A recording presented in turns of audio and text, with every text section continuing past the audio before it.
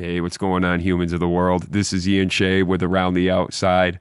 This week on Paddock Talk, you get the news to keep you informed for the week of 12 April 2023.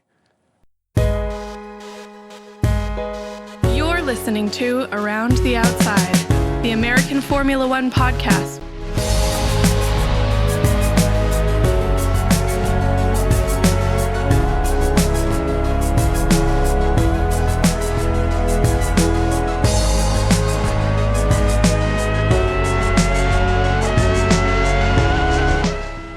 This is Ian Shea, and welcome back to another episode of Paddock Talk, a segment of Around the Outside.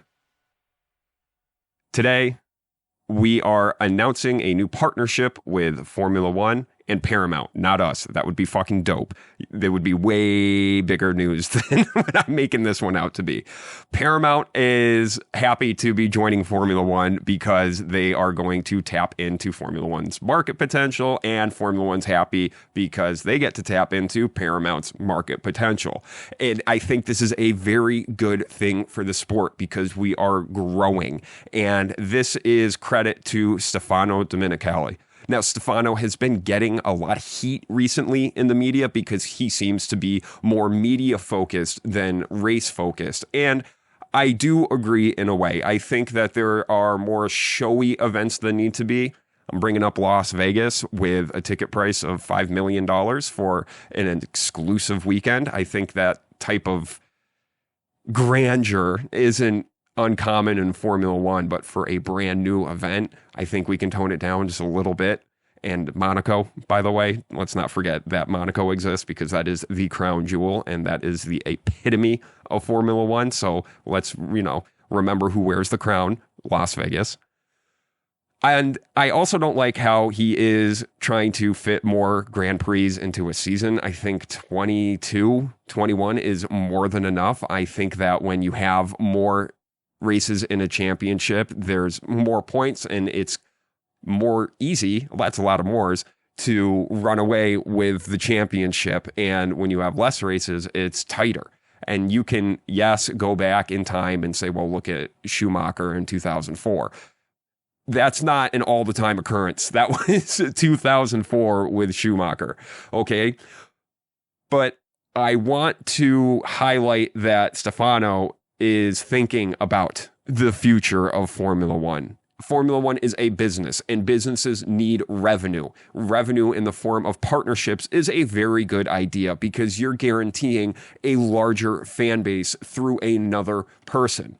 And without a large fan base and without consistent revenue coming in from strong partnerships like Paramount Plus, the future of Formula One would be in question. But by securing capital in this way, Stefano is ensuring that we have Formula One for the next decades. Helmut Marko, he's back in the news. Old man's at it again, and he's not making AlphaTauri feel more comfortable. What's interesting about this article from Racing 365 News is the date that it was published. If you look online, right around March 20th, there's the headlines, AlphaTauri is not for sale. This is dated on the 25th of March, and in the interview, Helmut says, quote, no, AlphaTauri is not for sale, end quote. A sentence later, Marko says, quote, what is not satisfactory is that AlphaTauri costs more than Red Bull. So what do we do? Do we restructure? Do you stay in Italy? Do you move the team partially to England or maybe even completely? Do you sell the whole thing? End quote. Marko, what the fuck, man? In the same interview, you are contradicting yourself. Sentences later, you begin by saying AlphaTauri isn't for sale and then end by saying, it's kind of on the table. And it's kind of on the table because you are setting a ridiculous expectation for this team. You have asked them to be P5 when they currently have 1 point in the championship, and they are P9. There are two types of pressure you can put on a team. The type of pressure that pushes your team up the mountain, or the Helmut Marko pressure of squeezing down and flattening everybody's motivation and want to work on the car.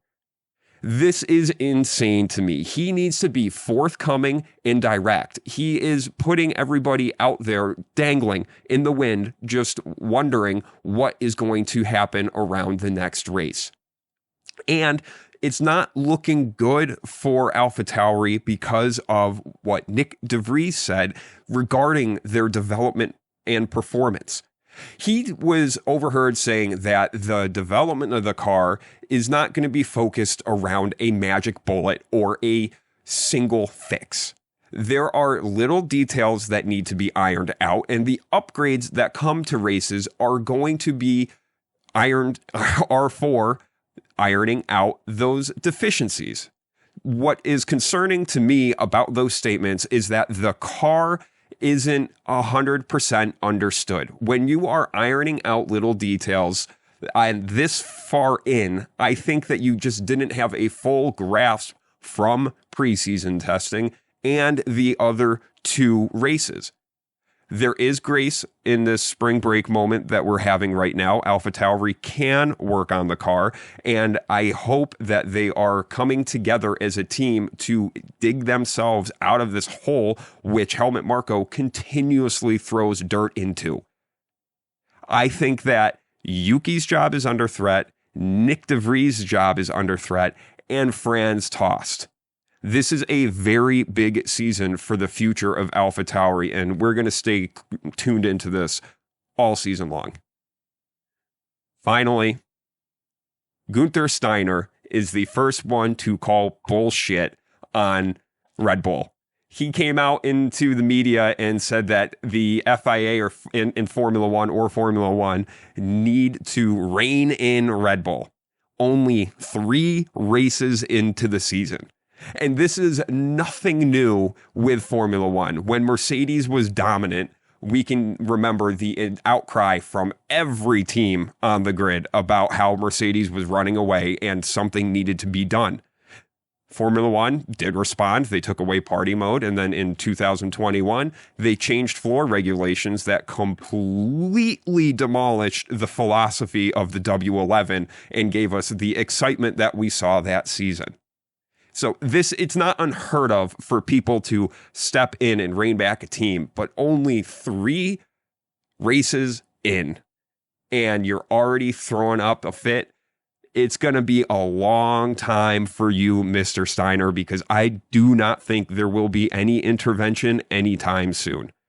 It's too soon into the season, and it's too soon into this evolution of vehicle.